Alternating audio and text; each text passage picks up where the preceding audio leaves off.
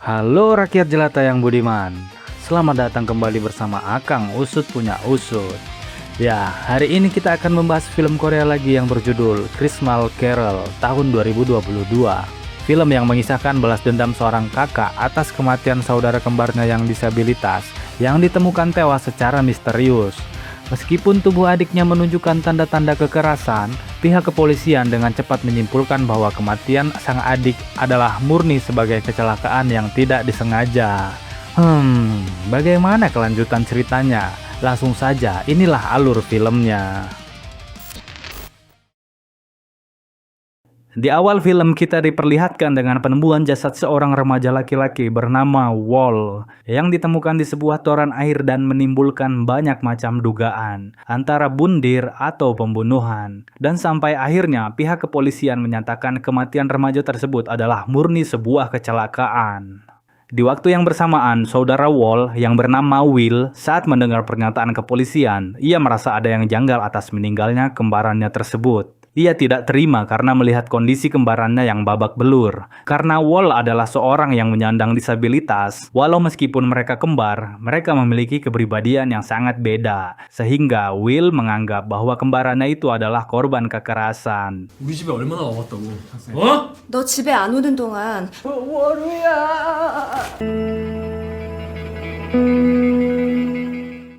Beberapa tahun setelah kembarannya meninggal, Will terlihat sedang menaiki bus untuk menuju sebuah tempat dan akan membalaskan dendam kepada sekelompok gangster yang ia anggap sebagai pelaku pembunuhan kembarannya itu. Di sini tujuan awal Will adalah datang ke asrama, di mana di situ para anak laki-laki direhabilitasi atau tempat dikumpulkannya pria-pria bermasalah. Di sini usaha Will untuk masuk tempat tersebut, ia harus melakukan kekacauan dan kesalahan terlebih dahulu agar bisa masuk ke dalam tempat tersebut. Singkat waktu, pada akhirnya si Will ini sudah masuk dalam tempat tersebut. Dan di sini, ia terlihat sedang dimintai keterangan oleh salah satu guru konseling bernama, kita sebut saja Pak Abbas. Setelah Wol diberi beberapa pertanyaan formal, di sini tiba-tiba Pak Abbas ini malah menyinggung atas meninggalnya si Wol, adiknya Will. Dari sini juga Pak Abbas mengetahui bahwa tujuan si Will datang ke tempat ini adalah akan balas dendam atas kematian si Wol. Maka dari itu, Pak Abbas mengingatkan Will agar mengurungkan niatnya tersebut. 놈들이 어떻게 덮어줬는데 모르 죽인 개새끼들을 복수하러 온 거잖아. 아니야? Di tempat lain, pada hari pertama Will masuk kelas, ia dipersilahkan duduk oleh sang guru. Dan kebetulan juga ia satu kelas dengan para gangster tersebut. Dan tak beberapa lama Will duduk, tiba-tiba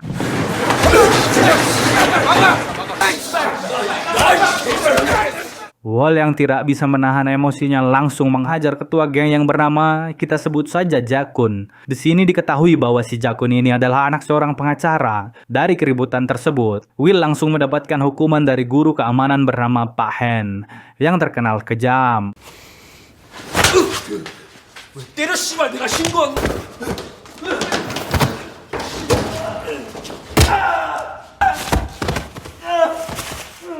Setelah mendapat pelajaran dari Pak Hen, saat di dalam ruang UKS, secara diam-diam Will ini menyembunyikan benda tajam di dalam perbannya. Karena kebetulan ia melihat salah satu anggota geng tersebut ada di ruang itu, ia pun langsung mengajarnya. 나 진짜 아니야 끌고 가서 그러고 죽었는데 씨 열어!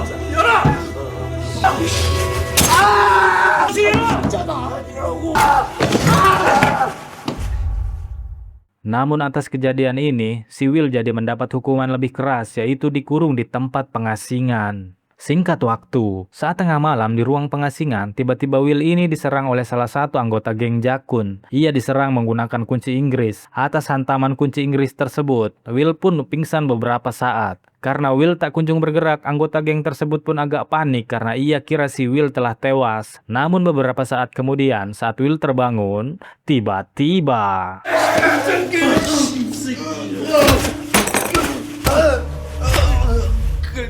keesokan harinya, atas kejadian tersebut, Will hampir saja dikeluarkan dari sekolahan tersebut. Di sini, karena Pak Abbas tak ingin jika Will dikeluarkan, ia pun meminta kepada kepala sekolah agar si Will diberi kesempatan kedua. Pak Abbas berinisiatif akan mengajak si Will berbicara baik-baik. Barangkali dengan cara pendekatan khusus, si Will ini bisa berubah, anjay. Di tempat lain, saat Will diobati oleh Pak Abbas, ia memberitahu Will, jika sikapnya seperti itu terus, bisa-bisa ia dikeluarkan dari sekolah. Dan dari sini juga akhirnya si Will menceritakan semua apa yang telah terjadi pada saat malam Natal kembarannya ditemukan meninggal.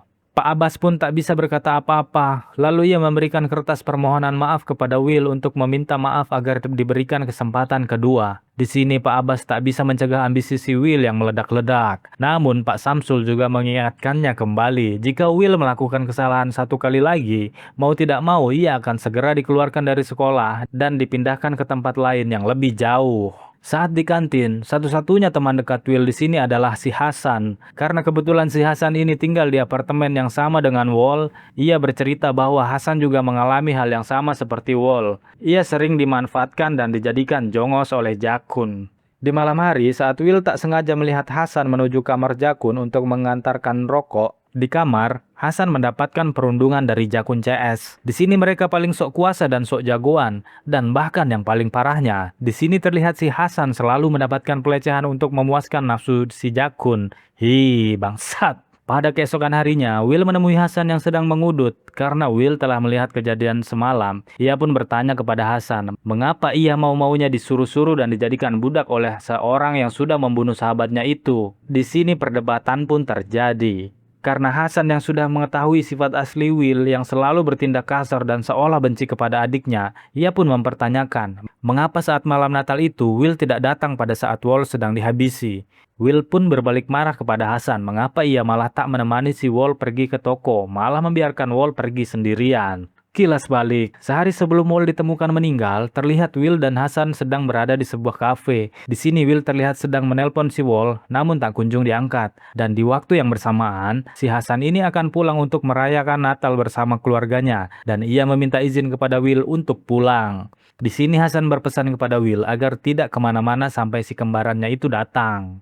Singkat waktu, di sekolah kedatangan murid baru yang bernama, kita sebut saja Atam. Atam ini dikenal kejam, terlihat saat pertama datang sudah membuli teman sekamarnya.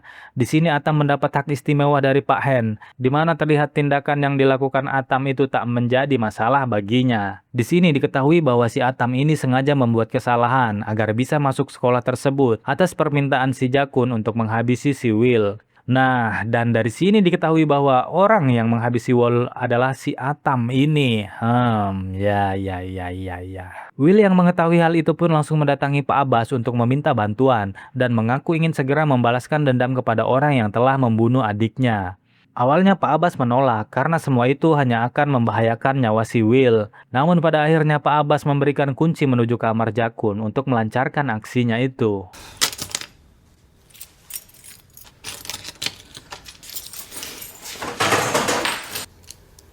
Sebelum masuk kamar Jakun, Will mendengar suara dari dalam kamar yang rupanya suara itu adalah Hasan yang sedang dilecehkan oleh salah satu anak buah Jakun. Karena Will geram, ia pun langsung menghajar orang itu sampai babak belur. Mamam.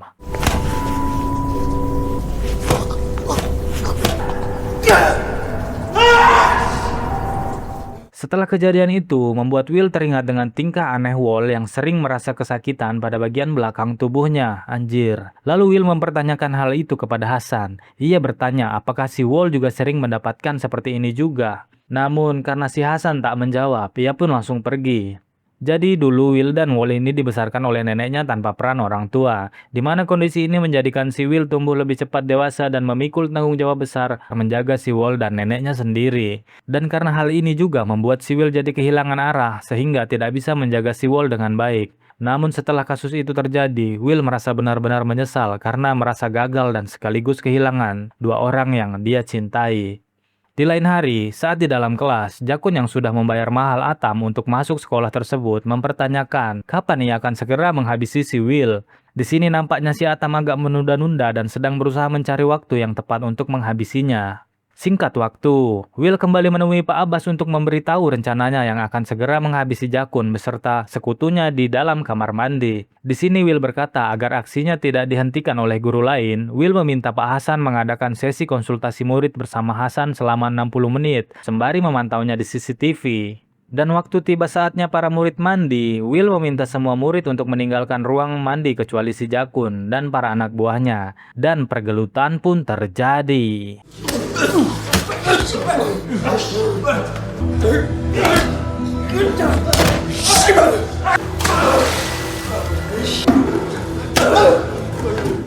dengan penuh emosi Will langsung membabi buta menghabisi satu persatu geng Jakun. Terlihat di sini Will sangat kesal kepada para geng Jakun karena sudah berani menghajar adik yang notabene adalah penyandang disabilitas. Meski Will di sini sempat kalah, ia pun tak menyerah dan kembali menyerang. Dan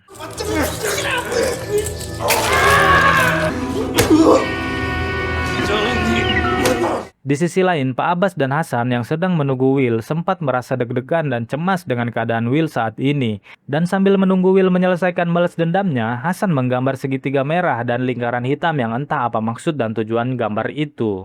Kembali ke Will, akhirnya berhasil membuat semaput para anak buah Jakun. Dan kini saatnya ia berhadapan langsung dengan Raja Bully, si Jakun, yang sok jago, sok sok kuat, dan sok apalah. Namun siapa sangka, rupanya si Jakun ini tak punya nyali ketika harus berhadapan satu lawan satu dengan Will. Dan di sini juga si Jakun meminta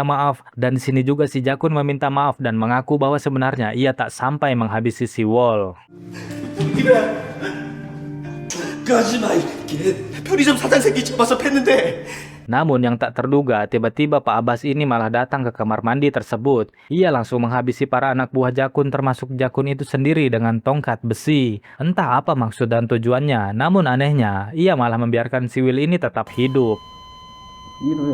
Karena kejadian kemarin, Pak Abbas pun langsung ditangkap karena tuduhan atas tindakan kekerasan terhadap 4 muridnya hingga berujung kematian. Di sini Pak Abbas sempat ditawari pengacara untuk membela diri, namun ia menolak dan ia memilih menerima hukuman dan meminta agar kasus tersebut dilaporkan apa adanya tanpa rekayasa sedikit pun. Keren, respect Pak Abbas. Sebelum mendatangi sidang keputusan, Hasan mendatangi Will yang sedang berada di rumah sakit untuk menjalani perawatan.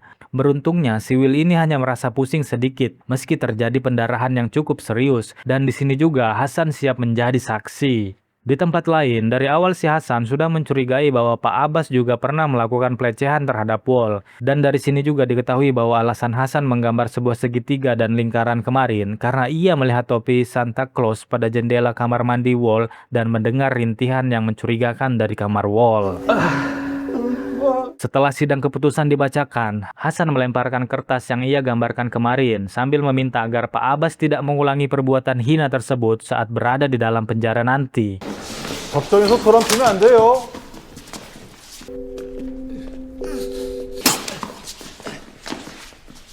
그래도 감사합니다.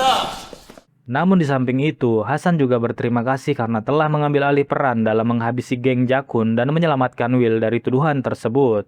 Beberapa bulan kemudian, Will mendatangi Pak Abbas di penjara. Di sana Pak Abbas berkata bahwa kesalahannya kepada Wall sudah dianggap lunas dengan menyelamatkan Will dari tuduhan pembunuhan. Dan di sini Will baru sadar jika ia tahu dari awal mungkin ia juga akan menghabisi Pak Abbas pada saat itu juga. Sejenak kita kilas balik, jadi sebelum Wall ditemukan meninggal setelah dihajar dan dibuat babak belur oleh Jakun CS, ternyata Wall ini sempat kembali ke toko untuk membersihkan barang-barang yang berantakan. Dan setelah itu, Wall dijemput oleh Pak Abbas untuk diobati. Selesai dari situ, Abbas ini membawa Wall ke atas gedung yang tidak lain dan tidak bukan adalah untuk dilecehkan, tusbol. Abbas tak sengaja membungkam mulut Wall sampai meninggal dan menyembunyikannya ke dalam sebuah toran air. 일어나 워런 일어나.